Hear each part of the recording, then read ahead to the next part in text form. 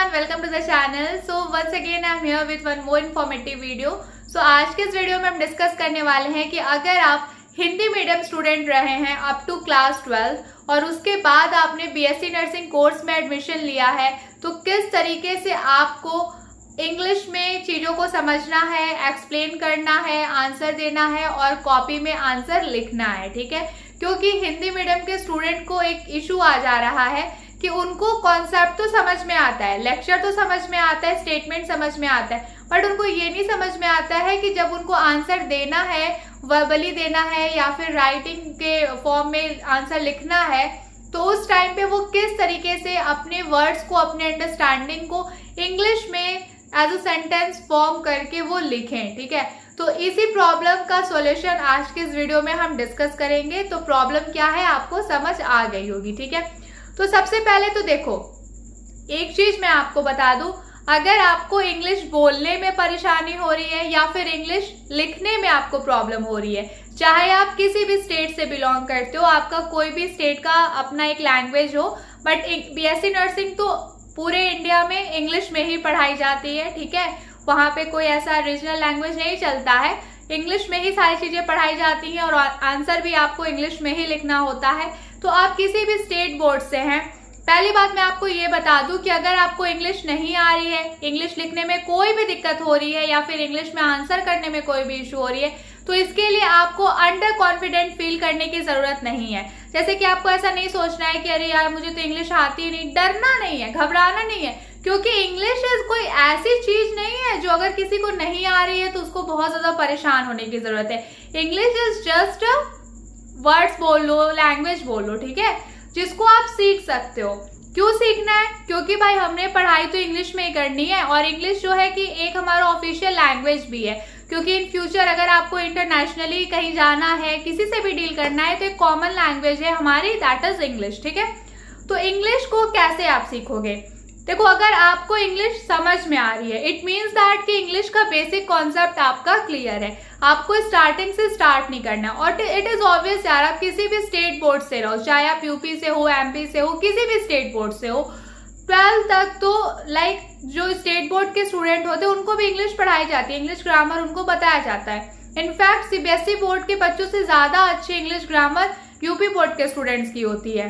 ठीक है, क्योंकि उनको ग्रामर अप टू 12 तक पढ़ाया जाता है और इंग्लिश का जो सीबीएसई बोर्ड में तो लिटरेचर पढ़ाने लगते हैं 9 के बाद से। तो देखो, ऐसा नहीं आपको अंडर कॉन्फिडेंट नहीं फील करना है। आपने भी सुना होगा कि प्रैक्टिस से इंसान कुछ भी सीख सकता है। सेम एज अगर आप इंग्लिश की भी प्रैक्टिस करेंगे तो आप कुछ भी सीख सकते हो। या तो फिर इंग्लिश क्या चीज है? तो देखो, आपको करना क्या है, आपको इंग्लिश समझ में आ रही है, जो आंसर लिखा हुआ है बुक में, जो स्टेटमेंट लिखा है, जो भी टॉपिक का एक्सप्लेनेशन इंग्लिश में है वो आपको समझ में आ रहा है, आपके टीचर्स जो आपको पढ़ा रहे हैं इंग्लिश में वो आपको समझ में आ रहा है। जस्ट प्रॉब्लम ये है कि आप समझने के बाद जब आपसे आंसर पूछा जा रहा है तो आप इंग्लिश में उसको एक्सप्लेन नहीं कर पा रहे, या फिर अपने नोटबुक में या जो भी आपके टेस्ट एग्जाम्स हो रहे हैं उसमें आप इंग्लिश में आंसर नहीं लिख पा रहे हो। अगर आपको समझ आ रहा है इसका मतलब आपका बेसिक कॉन्सेप्ट क्लियर है। ठीक है, अब आपको लिखना और बोलना कैसे सीखना है? सबसे पहली बात तो आप थोड़ा थोड़ा प्रैक्टिस शुरुआत कर दो, कुछ चीजें पॉइंट नोट कर लो, सेंटेंस फॉर्मेशन सीख लो कि सेंटेंस कैसे फॉर्म करते हैं। इसके लिए बहुत ज्यादा आपको परेशान होने की जरूरत नहीं है। आपने जो बेसिक ग्रामर्स पढ़ा है ना, सेंटेंस फॉर्मेशन का जो रूल पढ़ा है, कैसे सेंटेंस को फॉर्म करते हैं, कैसे वोकैबुलरीज यूज करते हैं, जो वर्ड्स होते हैं कैसे उससे सेंटेंस बनाते हैं, जस्ट उसकी प्रैक्टिस आपको बहुत अच्छे से करनी है, रेगुलर बेसिस पे करनी है। 1 महीने 2 महीने कर लोगे ना, इतने में सारी चीजें आपको समझ आने लगेंगी। और टेंस का यूज देख लो, मतलब कि पास्ट, प्रेजेंट, फ्यूचर में किसी वर्ड को अगर आपको पास्ट में लिखना है तो कैसे लिखना है, प्रेजेंट में लिखना है तो कैसे लिखना है, फ्यूचर में लिखना है तो कैसे लिखना है। जैसे कि अगर मैं आपको एग्जांपल दूं, अगर हम किसी भी चीज को पास्ट में एक्सप्लेन करना चाहते हैं कि वो चीज हमारे साथ पास्ट में हो चुकी है, तो उस पर्टिकुलर वर्ड के लास्ट में हम ईडी यूज करते हैं, ईडी। और अगर हमको उसका फ्यूचर फॉर्म बताना होता है तो हम आईएनजी लिखते हैं, लास्ट में जो भी वर्ड है उसके लास्ट में आईएनजी लगाते हैं। ठीक है, तो जस्ट आपको इस तरीके से जो बेसिक टेंस का यूज है और सेंटेंस फॉर्मेशन है वो आपको सीखना है थोड़ा सा, बस। तो आपका जो ग्रामर का बेसिक है, बिल्डिंग है इंग्लिश सीखने का, वो आपका स्टार्ट हो जाएगा, क्लियर हो जाएगा। फिर उसके बाद आपको, जैसे कि आपने सेंटेंस फॉर्मेशन और टेंस का सब कुछ देखा, समझा, प्रैक्टिस कर ली। फिर उसके बाद आपको क्या करना है, नर्सिंग की इंग्लिश सीखने के लिए नर्सिंग की वोकैबुलरीज आपको याद करनी है।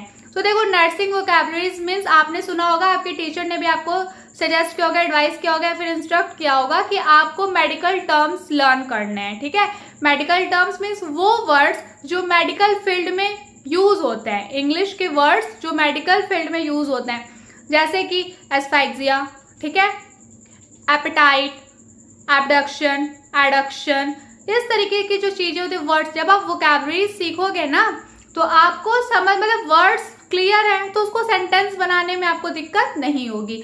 तो आप वोकैबुलरी सीखोगे कैसे? देखो, प्ले स्टोर में ऑक्सफोर्ड नर्सिंग डिक्शनरी करके एक ऐप है, उसको आप इंस्टॉल कर लेना। मैं देखूंगी अगर उसका लिंक कॉपी हो पाएगा तो मैं इस वीडियो के कमेंट सेक्शन में उसका लिंक कॉपी कर दूंगी, आप उधर से इंस्टॉल कर लेना। ठीक है, और ये कोई पेड प्रमोशन नहीं है यार, जस्ट मैंने प्ले स्टोर पे देखा आप लोगों के लिए कि मैं किस तरीके से आपको सोर्सेज प्रोवाइड कर सकती हूँ, रिसोर्सेज बता सकती हूँ। तो मेरे को उधर वो ये डिक्शनरी मिली, तो आपको बाय करने की जरूरत नहीं है, वो फ्री ऑफ कॉस्ट है। तो आप उधर से इंस्टॉल कर लेना और फिर उसको जब आप टैप करोगे होम स्क्रीन खुलेगा, तो जो टुडेज वर्ड्स करके एक वर्ड आएगा, उसकी मीनिंग उस पर डबल टैप करना, क्लिक हो जाएगा उसका मीनिंग, फिर पढ़ते जाओ, लिखते जाओ, समझते जाओ, फिर ऐसे स्वाइप करोगे साइड में तो वर्ड्स एक दूसरे के बाद आते जाएंगे। तो उसके एटलीस्ट जितने वर्ड्स हैं ना, अगर आप उतने डेली पढ़ोगे, डेली टारगेट सेट कर लो कि डेली आप 10-10 वर्ड्स पढ़ रहे हो, उसकी मीनिंग समझ रहे हो, तो आपका वोकैबुलरी तैयार हो रहा है। फिर जिस नोटबुक में आप तैयार कर लोगे डेली 10 करके, आप सोचो मंथली आप डेली 10 वर्ड्स पढ़ रहे हो, मान लो 30 डेज का अगर हम मंथ काउंट करें तो आप 300 वर्ड्स एक मंथ में अगर याद करते हो, तो क्या अगर आपके माइंड में वर्ड्स है तो क्या आप उसको सेंटेंस में बना नहीं पाओगे? हम इंग्लिश कब नहीं बोल पाते हैं? जब हमें वर्ड्स नहीं आते हैं। ठीक है, जब हमें वर्ड्स नहीं आते हैं तो हम इंग्लिश नहीं बोल पाते हैं। बट अगर हम वर्ड्स को याद कर लें, समझ लें, तो हम तो इजिली इंग्लिश बोल पाएंगे ना। तो क्यों ना सबसे पहले नर्सिंग वोकैबुलरी ही आप याद कर लो, दोनों काम हो जाएगा, नर्सिंग वाली इंग्लिश भी आ जाएगी और मेडिकल टर्म्स भी आपको याद हो जाएंगे। जो अभी नहीं तो कभी ना कभी तो आप याद करोगे, क्योंकि भाई मेडिकल फील्ड में काम करना है तो मेडिकल वर्ड्स को समझना तो आना चाहिए ना, वो चीजें आपको याद होनी चाहिए।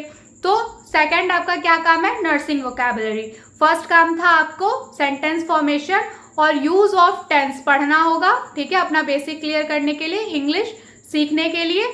और फिर दूसरे नंबर पे आपको नर्सिंग वोकैबुलरी याद करनी है। और नर्सिंग वोकैबुलरी आपको कहाँ से मिलेगी मैंने बता दिया, ऐप का लिंक मैं इस वीडियो के कमेंट सेक्शन में पिन कर दूंगी, उधर से इंस्टॉल कर लेना और डेली 10 वर्ड्स, मिनिमम 10 वर्ड्स जरूर पढ़ना। ठीक है, और ये सिर्फ हिंदी मीडियम वाले स्टूडेंट्स के लिए नहीं है, नर्सिंग वोकैबुलरी जो है वो सभी बीएससी नर्सिंग स्टूडेंट्स के लिए। ठीक है, फिर थर्ड आपको क्या करना है, डेली एक टॉपिक पढ़ो, नर्सिंग का कोई भी पर्टिकुलर सब्जेक्ट उठा लो, डेली एक टॉपिक पढ़ो और उस टॉपिक को जैसे वो इंग्लिश में पूरा लिखा है समझो, पढ़ लो, याद कर लो, समझ लो, जैसे भी।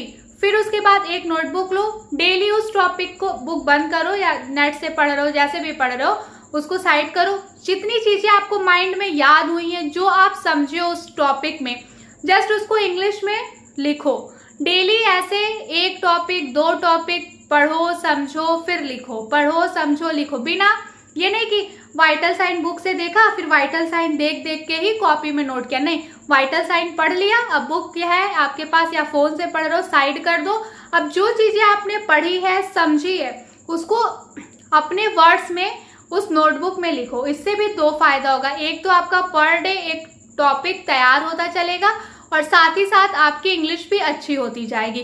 तो जस्ट ये कुछ सिंपल से स्टेप्स हैं जिसको आप डेली बेसिस पे प्रैक्टिस करोगे ना, तो आप देखना विद इन 1 मंथ आप अपने में चेंजेस खुद ही ऑब्जर्व करोगे और आपके अंदर एक अलग कॉन्फिडेंस आएगा, क्योंकि आप इंग्लिश सीखने के साथ साथ एडिशनल चीजें भी सीख रहे हो, जैसे कि नर्सिंग वोकैबुलरी आपने सीख ली, ठीक है, सेंटेंस फॉर्मेशन आपका रिवाइज हो गया, टेंस का यूज आपने समझ लिया, और साथ ही साथ मोस्ट इंपॉर्टेंट यार, आप डेली एक टॉपिक याद करके उसको इंग्लिश में लिखने की प्रैक्टिस कर रहे हो, तो डेली आपका एक टॉपिक भी तैयार हो रहा है। तो देखो, इंग्लिश सीखने के लिए जो आपकी मेहनत है वो आपको कितना ज़्यादा बेनिफिट दे रही है ना। तो पीछे क्यों हटना, सब बच्चे करो, चाहे आप हिंदी मीडियम के हो चाहे किसी भी मीडियम से पढ़ाई की हो।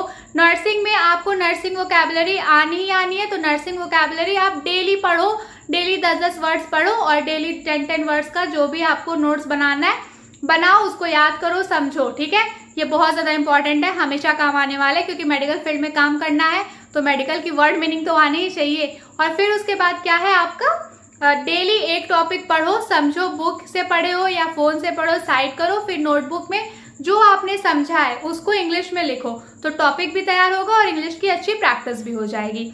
तो इन स्टेप्स को फॉलो करने के बाद एक और अल्टीमेट स्टेप है, वो है आपको कॉन्फिडेंस अपने अंदर, इंटरनली आपको अपने अंदर एकदम एक कॉन्फिडेंस बना के रखना है, एक मोटिवेशन लेवल आपको सेट करके रखना है कि नहीं मैं कर लूंगी या मैं कर लूंगा, यार इंग्लिश ही तो है, कौन सा बहुत बड़ा चीज़ है। अगर मुझे इंग्लिश समझ आ सकती है तो मैं इंग्लिश में आंसर लिख भी सकती हूँ या लिख सकता हूँ, मैं इंग्लिश में आंसर दे भी सकती हूँ या दे सकता हूँ, ठीक है। But that's not a big deal यार, आप अपनी मेहनत से, डेडिकेशन से कुछ भी हासिल कर सकते हो और कोई भी लैंग्वेज सीख सकते हो, तो फिर इंग्लिश क्यों नहीं सीख सकते हो।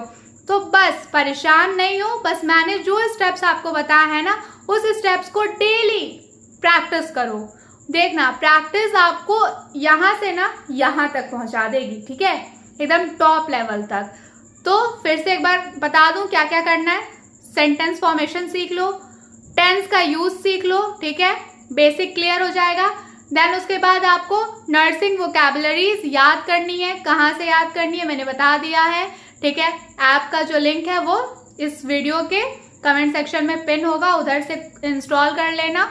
फिर उसके बाद आपको डेली एक टॉपिक पढ़ना है, उसको समझना है और अपनी नोटबुक में बिना चीटिंग किए इंग्लिश में अपने लैंग्वेज मतलब अपने वर्ड्स में जो आप समझे हो उसको इंग्लिश में ट्रांसलेट कर लो माइंड में और नोटबुक में लिखो। और फिर अपना मोटिवेशन लेवल मेंटेन रखो, खुद से कहो डेली आज मैंने ये सीखा ये सीखा ये सीखा, तो अब मेरी इंग्लिश अच्छी हो जाएगी, मेरे को इंग्लिश आ जाएगी, ठीक है। तो इस स्टेप को फॉलो अप करना, ज़रूर करना, और इससे आपको क्या रिजल्ट मिला, कैसा रिजल्ट मिला, ये मुझे बताना मत भूलना, ठीक है। तो आज के वीडियो के लिए इतना ही, बट एक छोटा सा मैं आपको बात बताना चाह रही हूँ, वैसे एक छोटी सी इन्फॉर्मेशन है आपके लिए। जैसे कि मैंने एक लेक्चर अपलोड कर दिया था हेल्थ एंड इलनेस का, ठीक है, उसके बाद से मैं लेक्चर अभी तक कोई भी अपलोड नहीं की हूँ। बट इसका मतलब ये नहीं है कि मैं लेक्चर अपलोड नहीं करूँगी, मैं ज़रूर लेक्चर अपलोड करूँगी जो कि टोटली फ्री ऑफ कॉस्ट रहेगा। बट जैसे कि अब जो अपकमिंग टॉपिक्स हैं वो बहुत लेंदी हैं, तो मैं उसको पार्ट में करके डिवाइड करूंगी। तो आप पार्ट पूरे वीडियोस को देखना और नोट्स साथ ही साथ बनाते चलना, ठीक है, क्योंकि पढ़ाई जब कर ही रहे हो तो अच्छे से पढ़ाई करो, उसमें कोई भी लापरवाही, केयरलेसनेस जैसी चीज़ें मत दिखाना, ठीक है। तो आज के वीडियो के लिए सिर्फ इतना ही। अच्छे रहो, खुश रहो, हेल्दी रहो, मन लगा के पढ़ाई करते रहो। हम जल्दी मिलेंगे अगली वीडियो में एक नए और अच्छे इन्फॉर्मेशन के साथ, ठीक है। So thank you so much for watching this video. और हाँ, चैनल को सब्सक्राइब ज़रूर कर लेना और बेल आइकन प्रेस कर देना, तभी तो मेरी अपकमिंग वीडियोज़ की इन्फॉर्मेशन तुम्हें मिलेगी, है ना। तो हम जल्दी मिलेंगे एक नई अगली वीडियो में।